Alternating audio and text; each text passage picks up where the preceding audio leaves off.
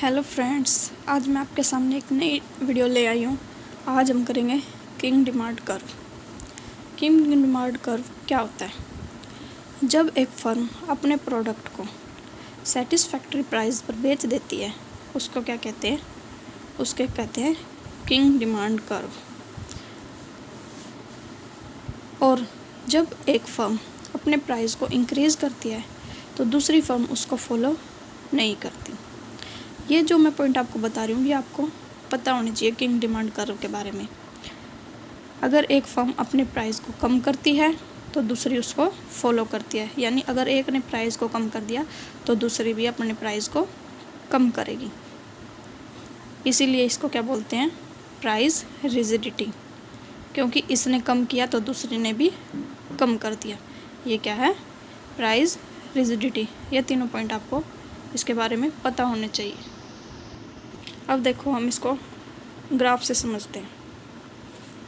ये हमारा OY axis है, ये हमारा OX एक्सिस है। OY एक्सिस पे हमने प्राइस लिया है, OX एक्सिस पे हमने आउटपुट लिया। अब देखो, ये जो किंग डिमांड कर्व है, इसकी शेप ऐसी होती है। ये हमने ड्राइव की किंग डिमांड कर्व की शेप, और इस पॉइंट को इससे मिला दिया, क्योंकि OP हमारा क्या है? Satisfactory price. अब देखो, जो भी फर्म है वो ज़्यादा क्लेवर है। वो सोच रही है कि अगर मैं अपने प्राइस को बढ़ा दूंगी तो मेरी डिमांड भी बढ़ जाएगी। लेकिन ऐसा नहीं हुआ। क्या हुआ? जैसे ही बी फर्म ने अपने प्राइस को बढ़ाया, पहले यहाँ पे था प्राइस और ये हमें आउटपुट मिल रही थी। OP प्राइस था और OQ में आउटपुट मिल रही थी। लेकिन जैसे ही बी ने अपने प्राइस को 5% इंक्रीज़ किया, यहाँ से 5% बढ़ गया। जैसे इसने अपने प्राइस को 5% बढ़ाया, जो इसकी डिमांड थी वो क्या होगी? 20% कम होगी। जैसे इसने प्राइस को बढ़ाया, आउटपुट होगी हमारी OQ1। यानी इस पॉइंट पे थे जब हम, तो यहाँ से हमारी जो आउटपुट है वो कम होगी, यानी जो डिमांड है हमारी कम हो गई। यानी उसने जब प्राइस को बढ़ाया बी फर्म ने, तो प्राइस तो उसने 5% बढ़ाया, लेकिन जो उसकी डिमांड है वो 20% कम हो गई। यानी प्राइस तो उसने कम बढ़ाया था, लेकिन उसकी डिमांड है जो वो ज़्यादा कम हो गई। मतलब उसका क्लेवरपन था जो वो फेल हो गया। फिर आगे क्या हुआ? जब बी फर्म ने अपने प्राइस को 5% बढ़ाया और डिमांड उसकी 20% कम हो गई। इसका मतलब क्या हुआ कि जब प्राइस के कंपैरिजन में डिमांड इंक्रीज़ या डिक्रीज़ होए, उसे क्या बोलते हैं? उसको बोलते हैं इलास्टिक डिमांड। यानी AB हमारा क्या है? इलास्टिक। जब प्राइस कम चेंज हो लेकिन डिमांड ज़्यादा चेंज हो जाए तो उसको कहते हैं इलास्टिक डिमांड। अब देखो, मान लो अब बी फर्म ने क्या किया? अपने प्राइस को कम कर दिया। वो सोच रही थी कि जैसे ही मैं अपने प्राइस को कम करूँगी तो उसके लिए बेनिफिट होगा।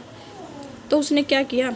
बी फर्म ने जब अपने प्राइस को कम कर दिया, उसने अपने प्राइस को, पहले OP था ना, अब उसने 50% कम कर दिया। जैसे उसने अपने प्राइस को 50% कम किया तो उसकी डिमांड है 5% इंक्रीज हुई। जैसे यहाँ पे पहुँचे, इससे इस डॉट को नीचे ले आए। यानी जब OB प्राइस था हमारा, तो हमें आउटपुट मिली OQ रिड्यूस करने के बाद। जैसे ही बी फर्म ने अपने प्राइस को 50% डिक्रीज़ किया तो जो डिमांड है उसमें सिर्फ 5% का इंक्रीमेंट हुआ। यानी कि जब प्राइस के कंपैरिजन में डिमांड में चेंज स्मॉल हो, यानी प्राइस तो हमने ज़्यादा कम किया लेकिन डिमांड में हमारी थोड़ी सी चेंज हुई, यानी डिमांड थोड़ी सी बढ़ी, तो उसको क्या बोलते हैं? इनइलास्टिक। यानी जो A से B का पॉइंट है वो इलास्टिक है और B से C का पॉइंट क्या है? इनइलास्टिक। अब देखो, इसको थोड़ा, इस डायग्राम को पूरे एक अच्छी तरह से समझते हैं। चलो चलते हैं। अब देखो, ये ग्राफ देखो, ये OX एक्सिस, OY एक्सिस होगी, ये OX एक्सिस होगी। अब क्या हुआ? किंग डिमांड कर्व की हमने शेप बना लिया से A, B और C। ये क्या होगी? किंग डिमांड कर्व की शेप होगी। अब देखो, जो किंग डिमांड कर्व की शेप ऐसी क्यों होती है? ये क्यों होती है? क्योंकि इसका जो ये अपर वाला पार्ट है ये इलास्टिक है और नीचे वाला पार्ट क्या है? इनइलास्टिक है। और ऊपर वाला इलास्टिक और नीचे वाला इनइलास्टिक क्यों है? क्योंकि ये मैंने आपको पिछले डायग्राम में बताया है। क्योंकि जब भी फर्म ने अपने प्राइस को इंक्रीज़ किया, प्राइस तो इंक्रीज़ हो रहा था 5%, लेकिन डिमांड है जो वो 20% कम हो रही थी। इसलिए ए बी पॉइंट इलास्टिक है और बी सी इन इलास्टिक क्यों, ये भी मैंने आपको बताया था। अब देखो, हमें पता चल गया कि किंग डिमांड कर्व की शेप ऐसी क्यों है। और सेकंड पॉइंट देखो, मतलब कि जो ये हमारी एम आर आ रही है, ये वाली हमारी एम आर कर्व है, ये नीचे क्यों आ रही है और इसमें बीच में गैप क्यों है। ये लाइन यहाँ से कट है ना, यहाँ तक खींची, बीच में है ही नहीं, आगे कट क्यों। जो एम आर कर्व की शेप है वो इस तरह की क्यों है, क्योंकि जो किंग डिमांड कर्व की शेप है और जो इसके बीच में गैप है, जो किंग डिमांड कर्व की शेप है, उसके कारण तो एम आर कर्व ऐसा है। और क्योंकि जो किंग डिमांड कर्व में इलास्टिक और इन इलास्टिक है, ये किस पे डिपेंड कर रही है, जो ये इन दोनों का गैप है ना, एम आर के बीच में जो ये गैप है, ये गैप डिपेंड कर रहा है ए बी और बी सी के इलास्टिक और इन इलास्टिक के डिफरेंस पे। समझ में आया। जो हमारा एम आर कर्व है ये है किंग डिमांड कर्व की शेप के कारण, लेकिन जो एम आर में ये जो गैप दे रखा है ये इलास्टिक और इन इलास्टिक के डिफरेंसेस के कारण है। मतलब इलास्टिक और इन इलास्टिक है जो वो डिपेंड करती है इस डिफरेंस पे, यानी ये जो डिफरेंस आया है ये इलास्टिक और इन इलास्टिक के डिफरेंस के लिए आया।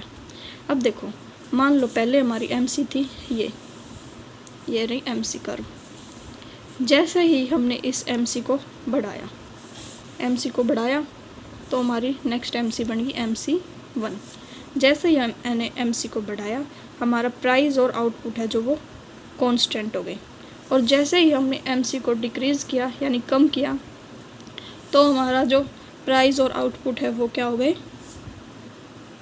चाहे हम प्राइस एम सी को बढ़ा लें चाहे एम सी को हम घटा लें, जो हमारे प्राइस और आउटपुट है वो कांस्टेंट रहेंगे। क्या रहेंगे, कांस्टेंट रहेंगे। क्यों, क्योंकि इक्विलिब्रियम कंडीशन क्या बोलती है, M R is equal to M C. जो एम सी है वो कट करता है एम आर को फ्रॉम बिलो, यानी नीचे से कट करता है। तो आपको वीडियो अच्छी लगी हो तो प्लीज़ वीडियो को लाइक करना, चैनल को सब्सक्राइब करना। टेलीग्राम चैनल का लिंक मैं डिस्क्रिप्शन में डाल दूँगी, उसको भी ज्वाइन कर लेना। आपको वीडियो अच्छी लगी होगी, आपको पता चला होगा कि किंग डिमांड कर्व की शेप ऐसी क्यों होती है, इसके बीच में एम आर के बीच में गैप क्यों है। Thank you so much.